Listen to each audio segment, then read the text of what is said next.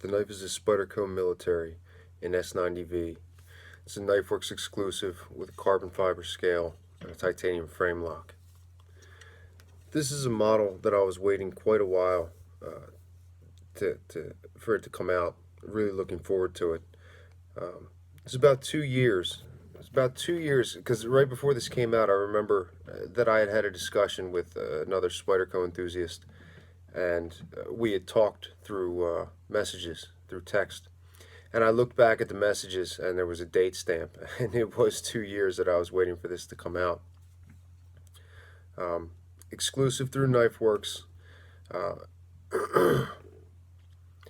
So the titanium frame lock gives a weight to the knife and a feeling of strength that I don't find in other militaries, and I wasn't expecting it. I wasn't expecting the change in the feel of the knife, but I was very pleased with it.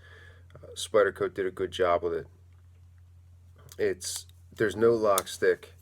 There's a steel insert, but they did a good job with it. Ergonomically, it feels good. The function feels good. The pivot was a little bit tight out of the box. I haven't bothered to adjust it yet, but I was very pleased with how this model came out overall. The changes that they've been making to militaries recently with the open pillar construction and the pin, that's all in place. The enlarged lanyard tube. So the steel is CPM S90V. S90V is an interesting steel. It's made by Crucible, and it's about 9% vanadium. And when they made it, S90V has a reputation for being chippy, and it's really not. It's got considering all things considered with the steel, it's got a really good toughness rating. When they made the steel, when they thought of it, I think what they were trying to do was make it stainless, but increase the wear resistance way up and maximize the toughness. So they dropped the chromium down to 14%, which is your minimum for a steel to be considered stainless. Too much chromium will lower the toughness of a steel, and they ran the carbon and the vanadium way up. There are other steels in this class that are tougher because they have even lower chromium content, but then they're not stainless. So, in order for Crucible to keep it with a stainless rating, but get the most out of it, it's a steel that I really like. In my opinion, S90V is kind of the beginning of the upper echelon of steels as far as wear resistance goes and high carbide content. I don't know that I would say that S90V is a 10V class steel, but if it's not there, it's extremely close. I mean, it's right on the doorstep. The toughness rating is, I've read many times that it's got the same resistance to chipping that D2 has. I know from Crucible's charts that I've seen, it's got a similar impact toughness. I've even read that it's got a higher toughness than M390. That'll probably make some people go crazy just hearing that, but yeah, I mean, that's what I've read. But then M390 has 20% chromium. I mean, let's be straight about it. M390 is not going to be a high toughness steel. That's all there is to it. It's a good steel. It's good for folders. Don't get me wrong. But then S90V isn't a tough steel either. I mean, it's in a folding knife. It's fine. Maybe even in fixed blades, if they're made right and they're used right. But 9% vanadium, you're not talking about a high toughness steel. But plenty tough enough for a folder. S90V is a steel that I've carried for years in other models, and it does just fine. I've never had problems with it. So it's not chippy, and I mean, I carry it and run it at 30 inclusive, and it does just fine. So 15 degrees per side, I don't run into problems with it. Now again, that's proper knife use, but nonetheless,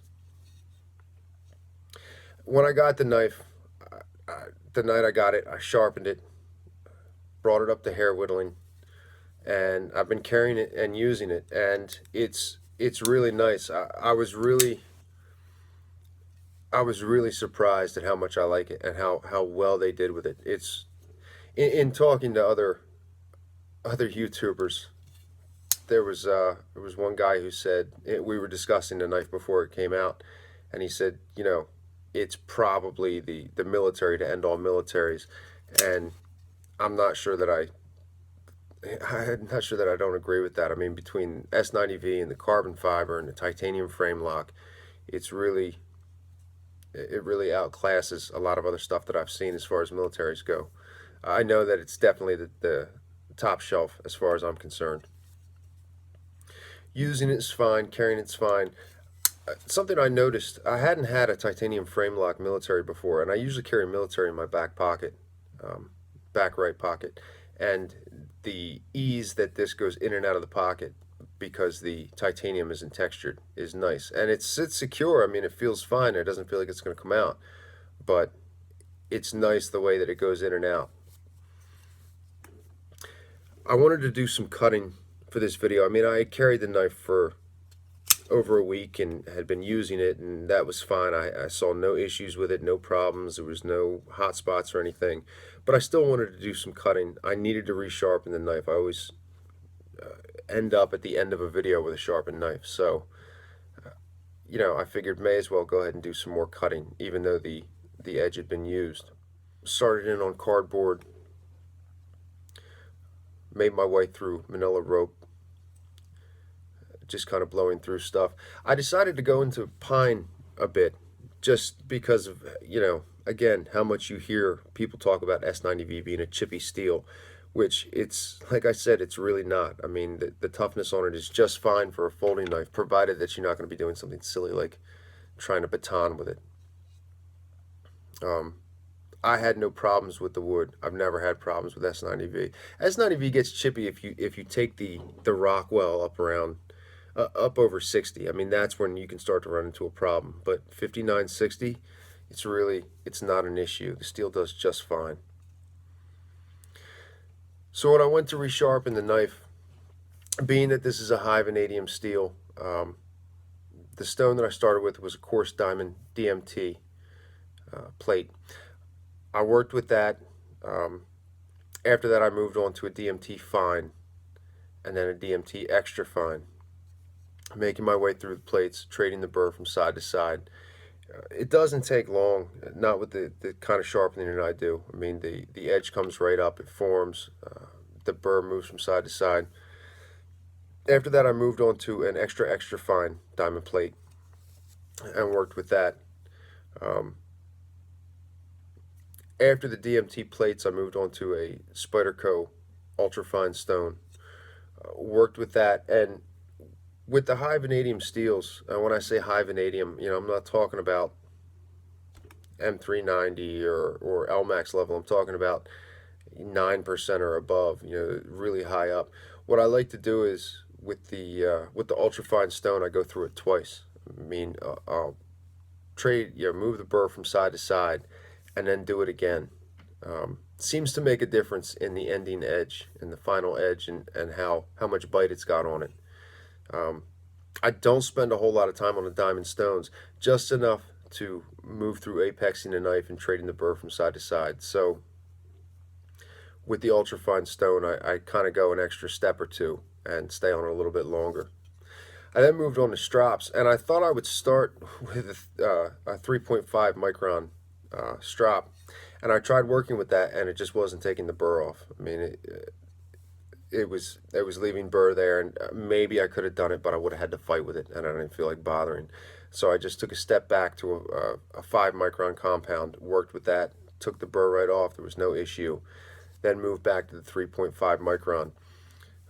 Moving through S90V, both S90V and S110V, they've got a significant amount of chromium. If you look at something like K390 or 10V, there's or even Maximet, there's lower chromium contents, and they sharpen differently. They, in my opinion, they sharpen better. They get sharper, easier at least. But with S90V and S110V, there's a lot of chromium in the steel. I mean, S110V is 15.25%, S90V is 14%. And with all the other carbide going on in there, with everything else happening in the steel, oh, and you know, to be fair, with S90V, the way that they made it, it's really made for forming vanadium carbides, not chromium carbides. I think the idea is to leave a lot of chromium in solution for corrosion resistance. Consequently, S90V has the same resistance to corrosion as 440C, the same or better. Another, you know, misnomer you hear about S90V is that it has problems with corrosion, and that too I haven't found to be the case. I think most of that's due to the Spyderco Nirvana and the finish that's on it. And you know, I've seen on the groups a bunch of times guys get little spots, but I don't know. I think the posts are people overreacting. I think it's easier to deal with than they realize. At any rate, you still got a lot of chromium going on there in the steel matrix, and I think that I don't know. I mean, I don't want to say the steel is overloaded, but I think it causes issues with sharpening, slows things down, and causes a need for more steps.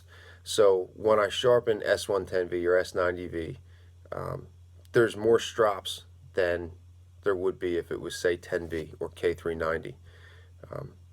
There seems to be a need for them. So 5 micron, 3.5 micron, 1.5 micron, making my way down till I get into the sprays. You know, those first compounds are oil-based compounds, the kind that come out of a syringe.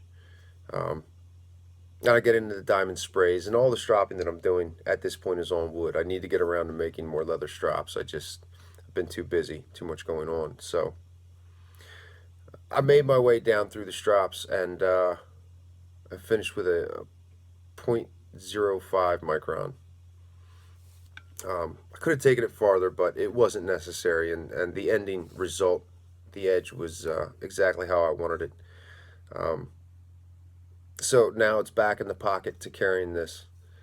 I was pleased with the edge. I was pleased with the way it sharpened up. S90V is it's not for a beginner as far as sharpening goes. I mean, it's not hard for me to get to an extremely high sharpness.